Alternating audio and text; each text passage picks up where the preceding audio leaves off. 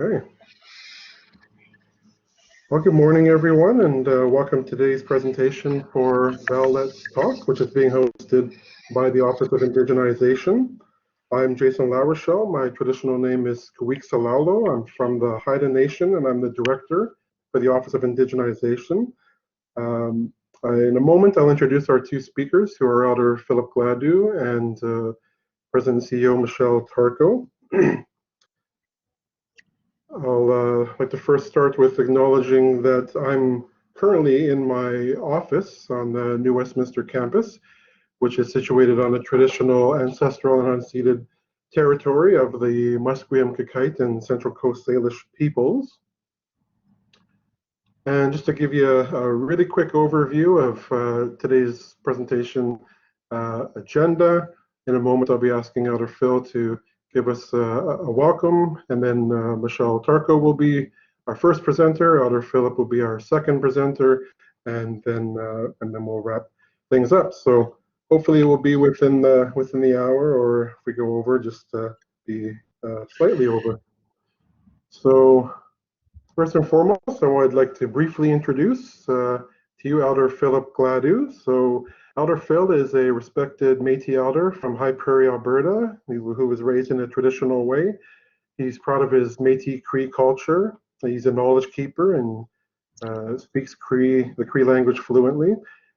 He's one of our elders in residence here at JIBC, if you haven't met him previously.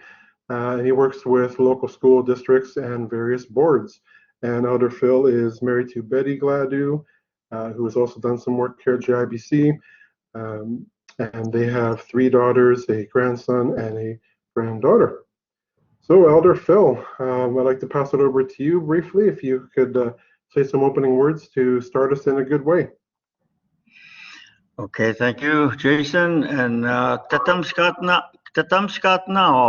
everyone that's on here today. So I'm going to start out by just acknowledging also the territory that we're on. We're on the Musqueam and Êkîskwâyât territory that I'm sitting in right now. So I acknowledge that, and I'm going to say an opening prayer in my language, which is the Cree language that I know, and mixed with a little French. And so I ask each one of you at this time just to reflect on your own language, the best way you know how, to thank everything for today, so that everything will go good for each one of us that are here today, to learn from each other, so that things will work out in the future, so that these programs will help people open up and connect with all of us that need help in many, many different ways, especially anything to do with education. So just bear with me. Asami no mota kakio, kapmoa sagami gapoya, kapmoa sagami pia. Agndo tamatnan, tapin sawimia, umota kapmita hamiksia. Tapin sawistaman, kakegi goyo mota kapmito tama. Imio asaki goyo tatapmok nama. Imio asaki goy tapmok na ko ka wisto ota kandotako. Ano mosong, kistakinas kumtena noskagisiga. Umuta piwichiwia, snochtainan, koyaskoti, kakegigoi, nipmachahon nan tapmoasia, anoktawi, kinaskumten, asaminano skagisiga. Thank you, me good, mercy, kinaskumt now, oho. All right, thank you so much, Elder Phil, for starting us with your words and starting us in a good way. So I would like to now briefly introduce Dr. Michel Tarko, who is the president and CEO of JIBC. So Michel is proud of his Métis, Cree, and French heritage and culture from Manitoba. He has 4 decades of working as a registered psychiatric nurse in forensic nursing, acute psychiatry, palliative care practitioner, psychiatric nurse educator, researcher, education consultant, expert witness, and academic administrator. He spent the last 35 years in higher education, and those roles being within faculty, a coordinator, associate dean, a dean, VP academic, and of course currently the CEO and president of JIBC since 2012. Michel's married to Raymond Anderson and has more than 20 nieces and nephews and 10 great nieces and nephews in Canada and the USA. So thank you so much for being one of our presenters today, Michel. I'm going to pass it to you. You've got at least 20 minutes if you like. No problem to to go through your presentation. Thanks, Michel.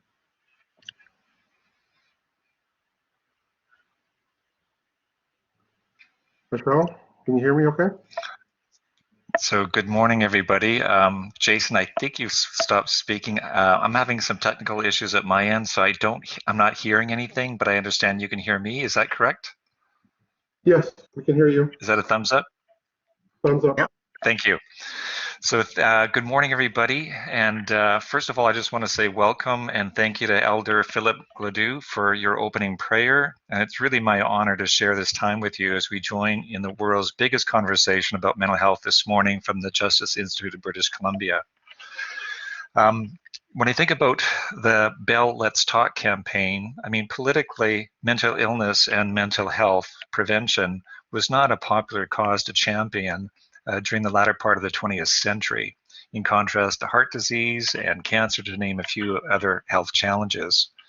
And although Bell kicked off the Let's Talk campaign in 2010 with a $50 million donation over 5 years, much advocacy has taken place in order for a multinational corporation such as Bell to get behind this, including politicians such as the late Honorable Michael Wilson, our federal minister under the Mulroney government, Minister of Finance, who became a strong political advocate for mental health and suicide prevention after his son committed suicide in 1995. Until 2007, Canada was the only country without a national mental health strategy of the G8 nations.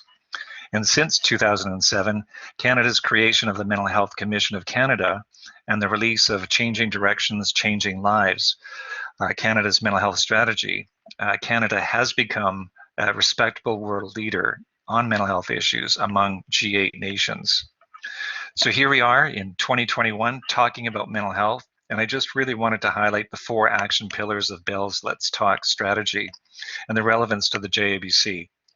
First of all, anti-stigma. The idea there is demystifying by talking about mental health and allowing ourselves to be vulnerable with each other. Care and access. What do we do to increase awareness and resources for each other, students and first responders?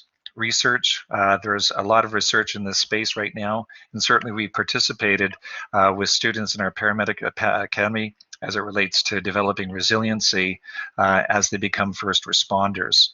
From a workplace leadership perspective, coming together today is one small example of the Justice Institute of BC's commitment to improving employee health and well-being by joining in the conversation today. And other sessions taking place, including the meditation session currently underway right now, as well as the mental fitness that's being hosted by Starling Minds.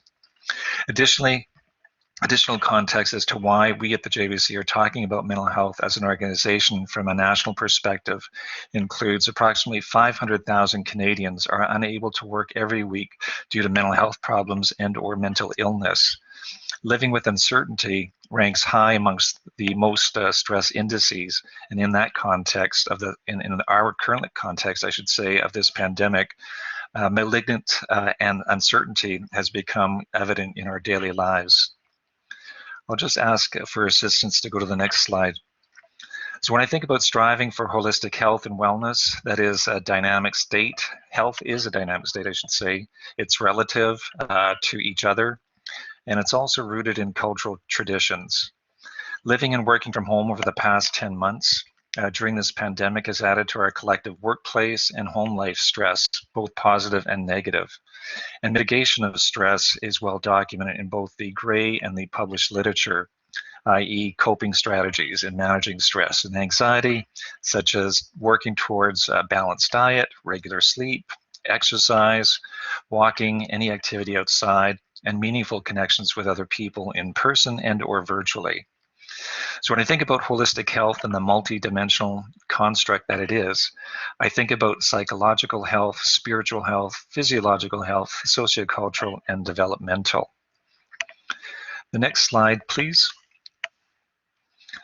So when I think about mental health in our context, mental health in the workplace, student mental health for first responders, mental health for our elders, it's important to just recognize that the national standard of Canada for psychological health and safety in the workplace was supported by the Mental Health Commission of Canada and also the Canadian Mental Health Association, which adopted the standard. And we at the JIBC have also embraced the PHSS. And I would say that the JIBC Live work that has been going on for some time now is one example of one initiative that has emerged out of the PHSS working group. The same group, the National Standard of Canada, the Mental Health Commission, is also developing a similar standard for students in higher education. And this will be rolled out in the months ahead. And we've had some of our senior team participate in the development of that standard. As a JIBC employee, as a JIBC student or graduate of any one of our programs, as well as our elders in our community, increasing awareness of mental health and mitigation strategies to support one's mental health is paramount. I just wanted to pivot a little bit at this point to the next slide, and that's just to talk with you briefly about my doctoral research that I conducted between 2000 and 2002, I should say. With that, from a personal perspective, it's hard for me to talk about mental health without considering one's own spiritual health. Thinking holistically from my own Indigenous cultural beliefs as a person of Métis descent, and also as a nurse educator for almost 20 years, I struggled with teaching nursing students about holistic health assessment and health prevention when there really wasn't a clear understanding of what spirituality meant to persons living with mental illness. So this question really guided my doctoral research dissertation while I was at UBC. And really what I want to do here is share just at a very high level my research findings. And so at the end of the project, I came up with a substantive theory of spirituality as connection. And really the methodology that I used was a qualitative methodology using grounded theory, and that's in the tradition of Glaser and Strauss. And it really looked at exploring how individuals living with a mental illness experience spirituality. And so through the process of my research, I conducted 40 interviews with 20 participants, 4 focus groups to verify the findings of the study, and came up with the substantive theory of spirituality as connection, which is experienced contextually in relation to being connected or disconnected from oneself, from significant others, from the community, and from nature. So when I think about the first sub-theme of connection to one's spiritual self, the idea there was from the participants' perspective, what meaning did they have in their lives? And meaning came from being connected to their spiritual self, providing a window into their own self-identity as unique people, unique individuals. The second sub-theme was connection or disconnection from significant others, that being family, friends, a higher power, healthcare professionals. And the third sub-theme there was a connection to community. Others who have a mental illness in their lives, others who were well in their lives, if they were connected to a faith community, and the community where they lived, whether or not it was a connection to others at the grocery store, a coffee house, a gymnasium, a theater, that you get the idea. And then the fourth sub-theme was that sense of connection to nature. And so this was a significant when individuals experienced disconnection from their spiritual significant self, or this was experienced as a disconnection from significant others and the community. Being a part of something greater than themselves led to a heightened sense of spiritual well-being. Being in nature enriched their spiritual well-being, and it also added to their sense of peace, comfort, happiness, and being a part of a bigger picture in the sense of the universe creation. So as I think about this as a qualitative study, the experience of spirituality as connection, it was true for these 20 research participants. And research principles would also guide us to let us, to be cautious that the findings in this study cannot be generalized to other populations because the sample size is too small at 20. So I accept that principle on one hand, but on the other hand, I would also argue and assert that in my heart of hearts, I do believe that the experience shared by the 20 courageous participants are universal experiences. which do have a positive and negative impact on one's own mental health and overall well-being, thinking holistically. So I'll close my part of this session here, echoing Bill's talk slogan, now more than ever, every action counts. And I would encourage each and every one of you to be bold in your support of mental health. So I want to say thank you for joining the conversation today.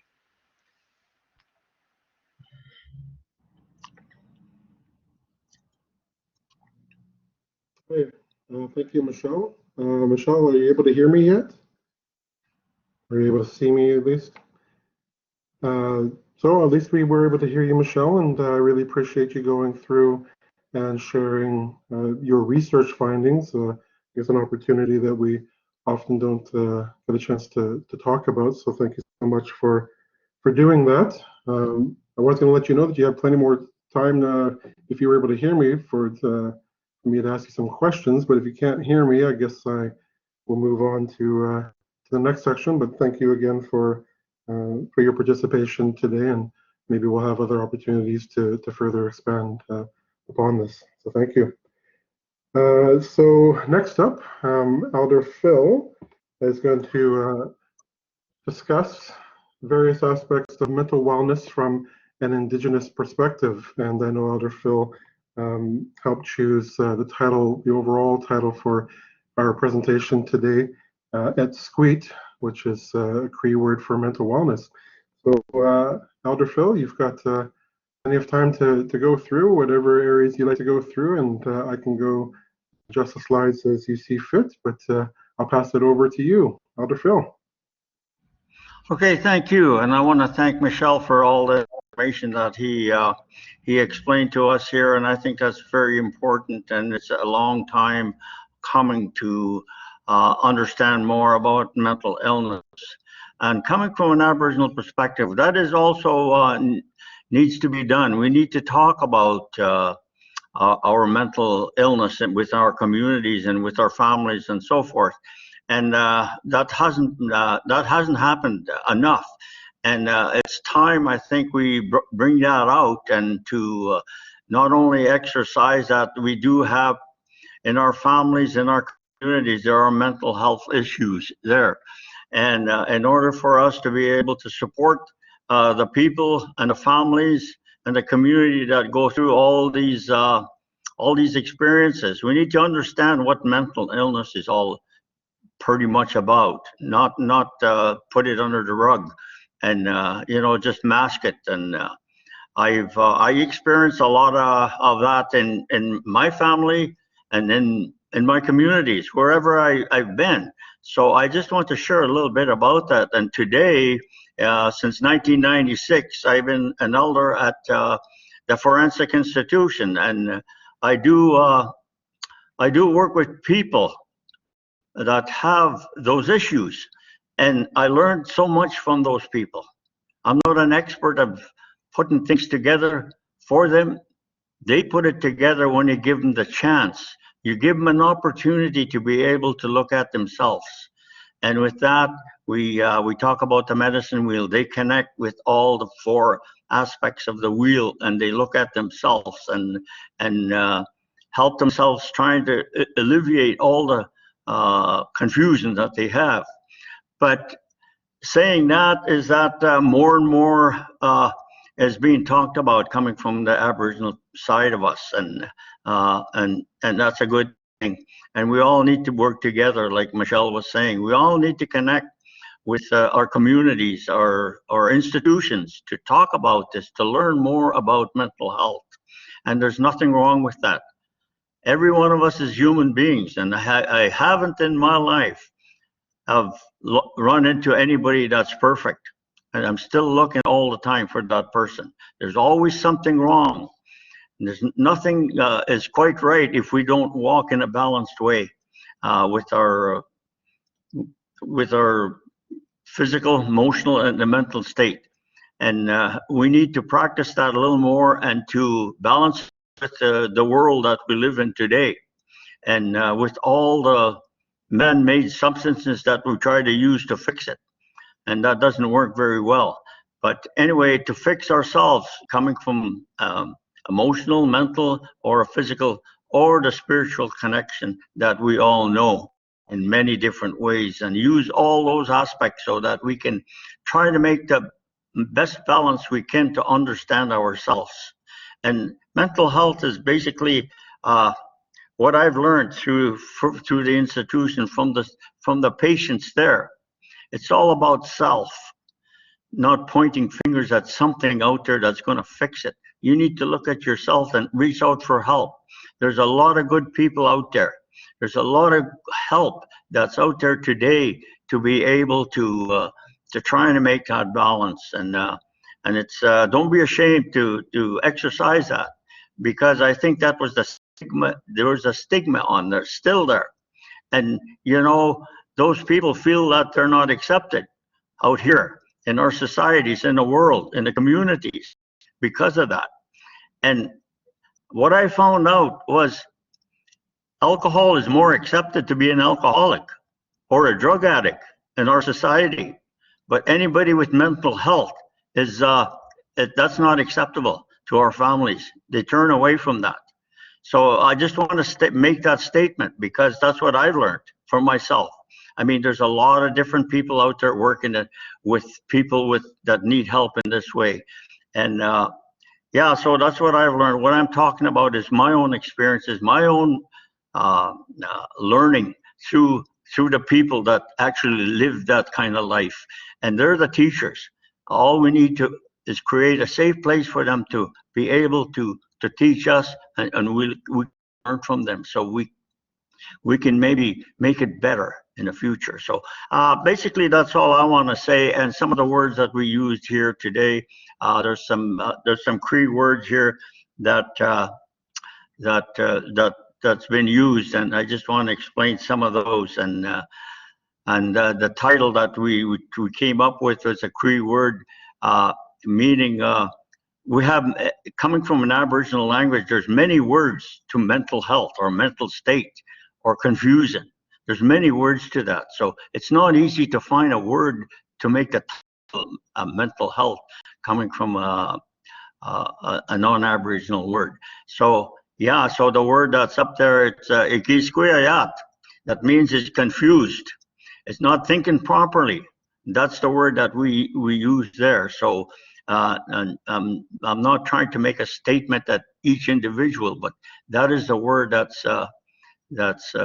we put there to use. And I talk to elders across the country about this, and they say the same thing. We have words that, you know, sound different, use it different way for that mental state or mental health. So anyway, get offended by the word that's used here. And yeah, so I want to again thank you all for listening to what I have to say here, and I'll just leave it at that. And thank you for listening. Good. Thank you, Elder Phil. So I just want to explore some of the concepts that you brought up a little bit more, especially in this slide here. You had mentioned about the medicine wheel and about balance. Can you maybe explore this a little bit further in terms of you know, the mental aspect is just one aspect, but a very important one, and that we want to focus on for today. But maybe just explaining the overall concept and how that fits the medicine wheel or wellness wheel. Okay, so that wheel, we all have a wheel as human beings. It don't matter what culture, what language you speak. We all have a wheel within us, because that's part of life. That's called medicine. There's many names to it. Wellness wheel, my wheel, you can name it many different names. And here we have the word medicine wheel, because it help us to get better when we follow this the best way we can. And nobody's going to be perfect at it. And you just try every day the best way you can to look at the area that's you're not comfortable with, whether it's in your emotions or whether it's in your physical side or the spiritual side, and when you're in a mental state. So when you look at all these aspects, and it gives you a good idea which one you need to reach out for to get help. And that's what the wheel will help us do. And you know, it's something you can talk about all forever, because our life is that balance, a wheel. Like, we all have a wheel, and we need to look after that wheel to be healthy. And yeah, so you can talk if you're looking for spirituality. Where do you go? I know Michel talked about nature. That's where you go. You go to the nature. Then that's where you're going to find spirituality. That you're interconnected with everything, everything. So that's what spirituality is for the Aboriginal people. That's how they find it, is through the earth and through everything that's natural. And I'm going to give you a little bit of insight on that. Why do you think they go in the sweat lodge? They go there to connect with all the elements that they use in there and what they sit on, all these natural things, and they connect with that that wellness that we all need in a spiritual sense. So I just want to talk a little bit about that, because there have been so much misconception about Aboriginal people, how they connect with the natural world, and that is just one of them. So anyway, I hope that gives you an idea there, Jason, of the way you can use the wheel. There's 4 quadrants, and you go to each of those quadrants and find the way that you're seeking for help in that area. And if you can't find it there, you need to find somebody that knows about these things. Now, we have professionals. You just heard Michel talk about his professionalism. You can ask him questions like this. Pick up a phone. You know, we have counselors out there that know about these things. Pick up a phone and don't be afraid to ask them. Don't be afraid to reveal what's going on with you. Otherwise, nobody's going to know what's going on, that you should be getting help. Any one of us could be that way. Just, you know, life is kind of a mystery. Any one of us can turn that way at any time in our life. I've met people that had people with millionaires, very successful people that went down the tubes. So anybody something could happen, and it'll turn that on. So I want to just share that with you. So I hope that gives you a little bit of an idea what I'm talking about, coming from an Aboriginal perspective. Thank you, Elder Phil. That's definitely helpful, and helps really kind of fill in what the wheel and the wellness wheel is about. I did want to explore briefly. You mentioned your experience in the forensic setting. Could you let us know maybe a little bit about that experience? But what kinds of like wellness activities did you find helpful or useful in that kind of setting? Well, what it is, you know, they practice the wheel, and identity is a big one. It's probably one of the biggest ones. Identity, to identify where you come from, you know, all these things, and it's still going on today. To identify yourself and to explore that area where you come from, and to be able to understand that when you run into different problems in your mind or confusion, to reach out to the people that could help you. And more and more there are places where you can do that. And that's what's going to be needed from my perspective. You're going to need more places for people to go and I guess heal themselves, because we can't heal nobody. In a lot of institutions, they're good, but at the same time, they don't know how to do these 4 aspects of life balance. They just give you a pill.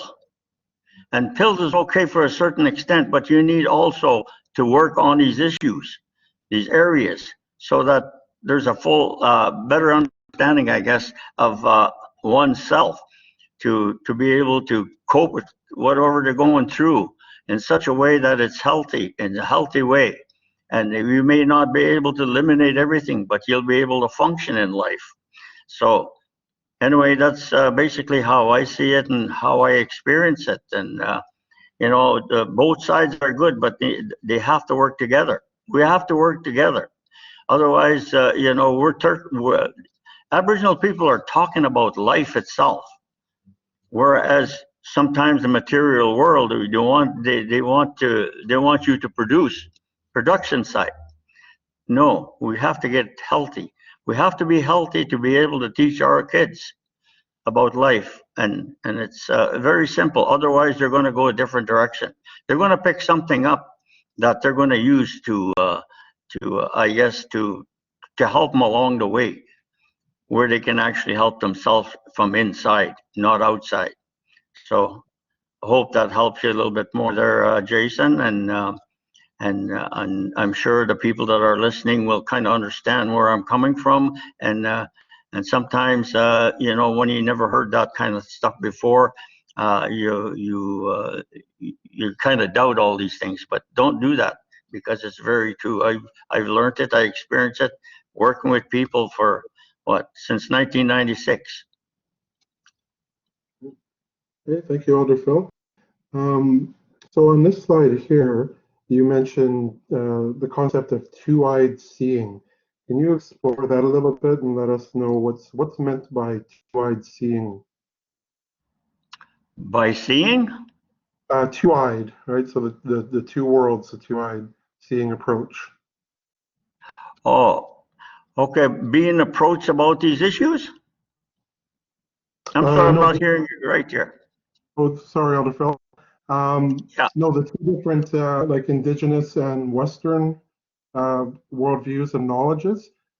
Okay. Yeah, and blending of those two. Yeah. Okay, so the thing is, we have to understand that we live in two worlds as human beings. All cultures. We live in two worlds. We live in a spiritual world, the natural world. Then we live in a material world. So if we're bombarded just by one side, then we don't have a balance. So we need to understand that they're both good, depending how we use them. So that's the whole thing. And if we haven't been taught how to balance that in life, it gets confusing. And what I mean by the material world is that everything is bought. Everything is used by money to get what you want. But inside, that disconnection happens because it's just material. When you want to look at yourself in a spiritual connection and accepting something that's natural, we have to look at the other side, what I call the spiritual side. Whether you go to church, whether you go to Throttle Lodge, whether you go sit by the water, the river, listen to the water, the natural things in life will connect you strong, very strong, to use your mind to be able to walk that man-made world. So I hope that kind of explains everything here, because we need to know those two. If we don't, they're both good, and we have to work to make a balance here. So, and I think that's where we're at in our society today. We're trying to make something better. We've done a lot of harm to the earth. So we need to come back and rethink, and how do we make it easier and better for our future generations to be able to live a healthy life. There you go, Jason. All right, thank you, Elder Phil. And I guess one other thing that I wanted to ask you, Elder Phil, is when we think about, like say, indigenizing mental health and bringing in these kinds of approaches, an indigenous approach to mental health, I guess, like what recommendations do you have, maybe a starting point for someone when they're thinking about mental health and kind of blending blending their own approach or incorporating some indigenous knowledge around that, or how to indigenize mental health? Do you have any thoughts you might be able to share around that? A good example is this JI right now. What you guys are doing here? You're coming together with with all the frontline workers, the protectors, and so forth, the law and everything, that needs to go hand in hand in order for us to make something happen and something good to learn both sides. So indigenizing, we have to learn the history of what happened, the truth. Then on this side, we have to listen because we're so far out of touch with that. So we need to bring that together and to be able to connect with each other so that we can actually develop something that's going to be healthy for all people, not only Aboriginal or non-Indigenous people. We're all in here. We're all part of everything that's we're connecting with. So it affects one side, it affects the other side. So, and that's where the medicine wheel brings us to balance, to look at all four aspects of life that we need to do that. Okay? Thank you, Elder Phil. So before going on, I just wanted to check in with Michel Tarko again. Michel, I believe you're able to hear me now. Is that correct? I am, Jason. Thank you. Okay, great. So I'm glad you can hear me, and Elder Phil, you can hear me. I just wanted to encourage you, if you have any comments or questions regarding what Elder Phil has been talking about or presenting, or what Michel had presented as well, I encourage you to type anything in the chat that we can address, and we'll do exactly that. So, Elder Phil, did you have anything further in terms of the concepts that you've gone through for us today? Yeah, and like I say, I want to thank Michel here for bringing in the professional side of the issue, and me talking about coming from experiences and knowledge of what I've gone through, and what we need to do here is what you're doing right now. That's what needs to happen here in JI, and you guys want to say you're doing a good job, because this is a long time coming for our societies, our families, and communities. We need to do these things. And then the people that come here to learn about these issues will take this away. It'll only get bigger and better out there. So that's all I like to say. Thank you so much, Elder Phil.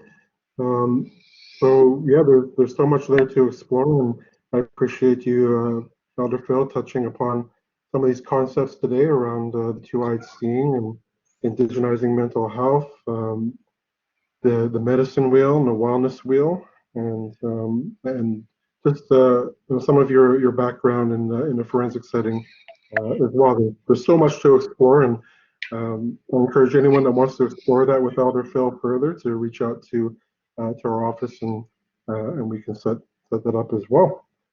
So thanks again, Elder Phil, for your presentation. You're welcome. Michel, you can still hear me? Yes, I can. Okay, great. So Michel, I know you couldn't hear me earlier, but we can hear you, thankfully. So I also wanted to thank you, Michel, for your presentation and sharing your experience and your wealth of experience in the field of mental health, and taking this opportunity today on Bell Let's Talk Day to share that with us. I didn't have an opportunity, because you couldn't hear me, to ask you if you had other thoughts or final thoughts around what you've presented today, because we've got some time to do that. Sure. So thanks, Jason, and thank you, Elder Phil. You know, when I reflect on today's presentation by Elder Phil and my research, I mean, it's in the Western world, we're talking about mental health, and we really compartmentalize it. But from an Indigenous lens, it's about holistic health, mind, body, spirit. And so when I look at Indigenous ways of knowing, Western ways of knowing, how do we blend that? And so it's a cognitive shift to compartmentalize one aspect of health, because my tendency is to think about the whole. And so when I think about curriculum and the work that I was able to lead when I was at Douglas and making any contributions to the literature, it was around, there's an integration of those 5 dimensions of health. And so, you can pull out one dimension to look at it, to try to unpack it, but it always has to be viewed within the whole. And so, when I think about the work of the commission, and I'm forgetting the acronym, the Commission on Mental Health. I mean, to only have a mental health strategy since 2007, I mean, it's 13 years old, but we're talking about several centuries of living experience, walking on the earth, etc. And so, this is still a young conversation in many ways, and in so many ways, it's a conversation that needed to happen a long time ago. So, I feel, blessed and privileged to be having this conversation today, and it will only continue to advance as everybody participates in the conversation. So thank you for everybody's time today. Happy to chat offline anytime. Certainly have a lot of passion about this, and if you haven't picked that up already. So thank you. Great. Thanks again, Michel. And so I really appreciate Michel and Elder Phil, what you've contributed to today's presentation, and especially putting it in our context as the kinds of justice and public safety education and training that we do, and the importance of mental health and general wellness, which is going back to the wheel for everyone, regardless of the role that we play at the institution as staff, faculty, students, recruits. That we all have to look at that and see what our role is in that, and how to take care of ourselves. And Bell Let's Talk is a good opportunity as a reminder for us. So in that context, I did want to mention, in terms of keeping the conversation going today in the spirit of Bell Let's Talk, a few actions that I'm encouraging everyone to take today. One is to think about, what does mental health mean to you?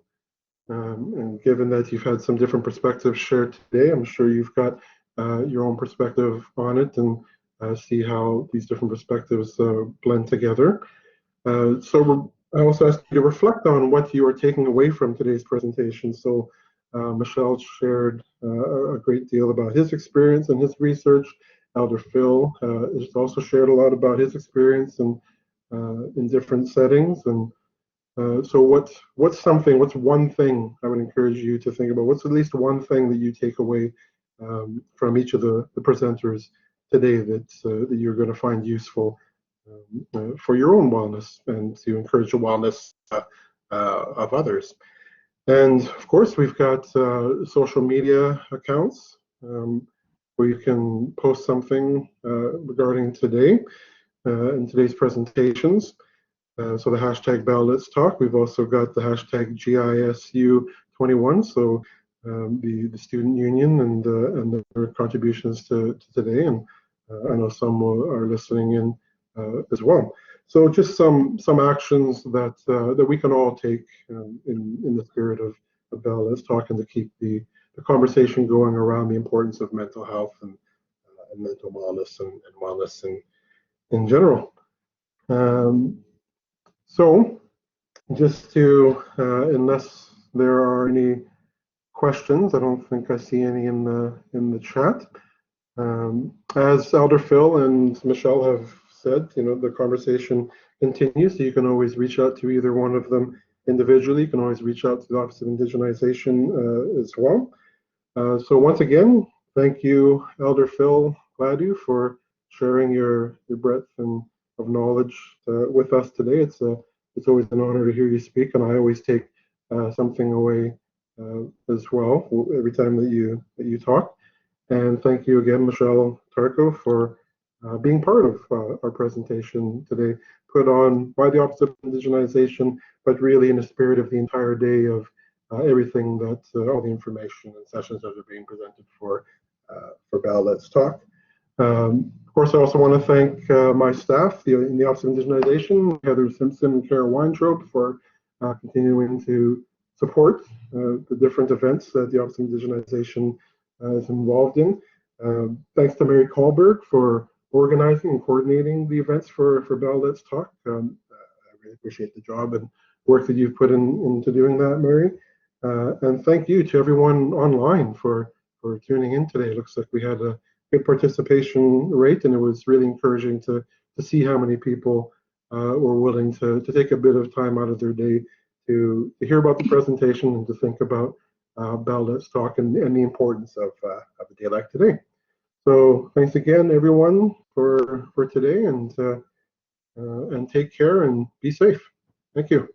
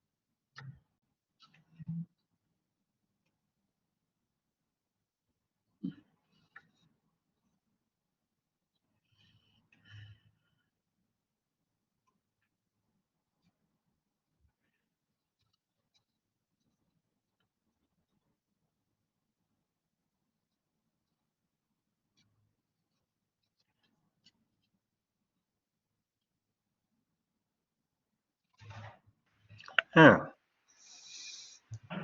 Well, there's quite a few that are still leaving.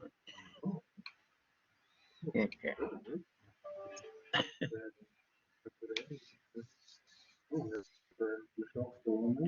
Yeah. Nice job, Jason. Thank you. Yeah, no, you did great. And I have to be honest, I've never been in Collaborate before, so I'm sure it was human error on my end that I didn't hear anything for the first part until Michael Curry took over my computer and turned my sound on. Okay. Yeah. So Yeah, it worked out. Yeah. Yeah. Okay. All good. Yeah. Perfect. Well, thank you, Elder Phil. Much appreciate your participation today. Really honored to be with you today. Yeah, you too. Nice to hear you, and your thoughts and feelings going into this was awesome. Very good. Terrific. Thanks, Heather. Thanks for all your help. Oh, you're We welcome. couldn't have done it really without you. really great presentation by all of you. Really well done. Thank you. Thanks for your help. Excellent job, folks. I've been trying to text and trying to connect my microphone for the last few minutes, but I just want to say, well done. You guys came across very clearly, like you guys have done this before. So very smooth and just looking good, looking really good. Thanks, Rob. Thanks, Rob. Okay, take care. Bye now. And don't Bye. worry, Michelle, you weren't the only one with technical troubles. For some reason, the link that I sent out made everybody moderators and not participants. So there you go. There you go. There you go. Yeah. So you're not alone. Well, have a great day. Yeah, you too, Michelle. Bye now. My Bye. goodness. Okay, how do I get off of this? So this here is the microphone. Yeah.